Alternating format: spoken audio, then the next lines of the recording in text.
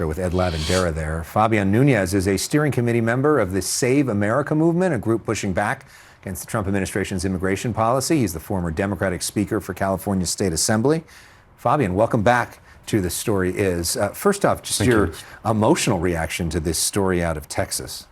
Just very sad, when you think about what this country has come to when we have to take a 5-year-old child, put him through the torture of detaining them, literally arresting a 5-year-old child and putting them in a detention facility where the conditions under which him and the other folks that are living in these detention facilities are worse than the conditions that someone who's a mass murderer in this country has been convicted of killing someone receives in a jail, where they get 3 meals a day, where they get a bed, where they get to exercise. These folks don't even have beds to sleep in, and they're not guaranteed that they're going to get 3 meals a day.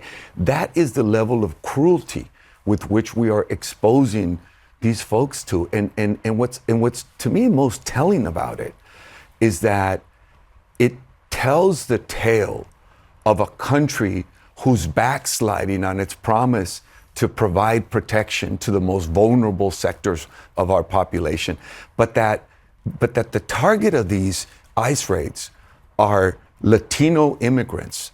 And they said, no, we're only going after the hardened criminals. Mm-hmm. But clearly that's not the case. And I think that this really requires action by the president and a total overview of what ICE is all about and what it's doing. And I don't know that we need to stop ICE. We certainly need to shut down all these detention facilities, because the role of immigration when somebody is here illegally is to comprehend them and to release them to the country of origin, or to release them in their city until they have a hearing.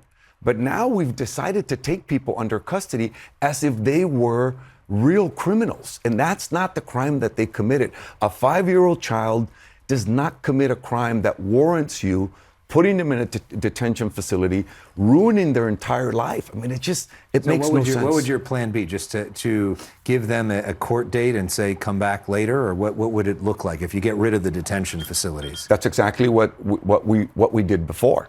Yeah. Look, to enforce immigration in this country, everybody, I think, agrees, both on the left and on the right, that we have to enforce our immigration laws. But those immigration laws need to be enforced at the border. In other words, don't allow people to come in. Folks on the right will say that they weren't. Well, they weren't for many years, and the Biden administration, they'll say, did a bad job of this, and because of this, we have millions of people here, and so now we have a lot of folks who maybe don't show up for their court appearances or other things, and are sort of running loose in the country. We don't know who they are or what criminal background they have. I mean, that's the argument against that. Well, it is the argument against that is I think the point first that under some administrations, we haven't enforced our border immigration policies to the degree that we should. And I think that's valid. The argument is valid to some degree, depending on who the president is at the time. Clearly, President Obama was criticized by Latinos for being the deporter-in-chief.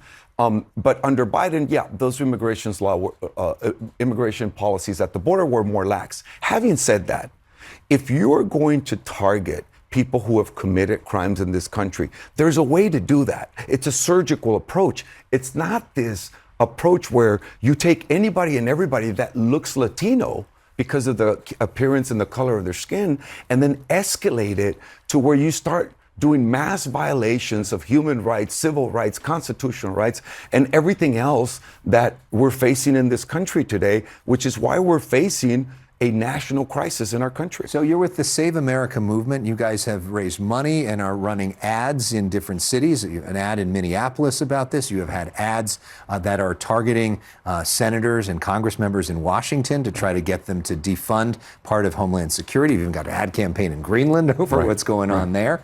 How do you see sort of the real politics of this moment? You are somebody who is speaker, you know how to count votes, you're a political strategist, paid a lot of money to tell people how to get things done. Just in terms of how the debate has shifted, even in the last week, and how do you take advantage of that to get what you want politically in the next few days? Well, look, for all the wrong reasons, right? Renee Good shouldn't have lost her life.